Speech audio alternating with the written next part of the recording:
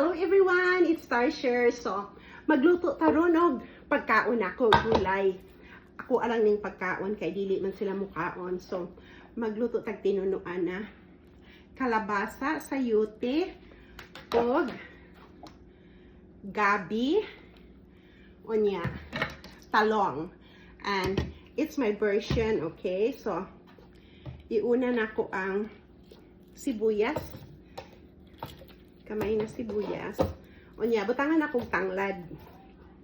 Kamay na tanglad. Onya, ako nang ibutang ang gabi. Kung hindi nyo alam yung gabi ay taro ata to. Taro. Pero, gabi to sa Bisaya. Tapos, human, butangan ako og paminta. Mas ganahan ko og daghang paminta. Onya, butangan ako og luya, ginger. Onya, daghang ahos. Tapos yung chicken boilon. Yan. Mga dalawa.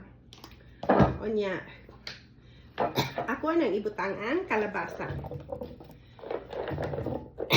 Ibutangan na ako tanan sila. Nya, sayote.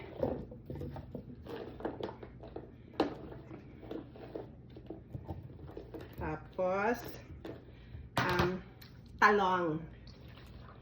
Talong.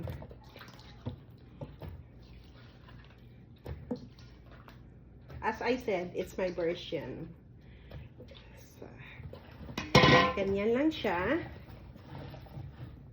And then, sili. Tapos, ibutang na nako tanan nga ahos og sibuyas. Unya, nasa sa inyo yon. Ako, butangan ako og rice vinegar. Mga 1 teaspoon. Unya, ang gamit lang nako ay coconut milk.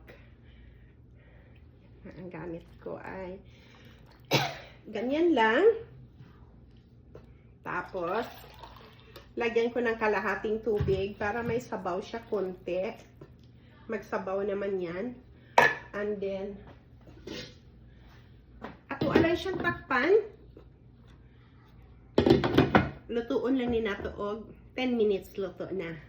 See you in a bit. Luto na ang ato ang gulay, guys. Pagkaon lang ni nako, tilawan be.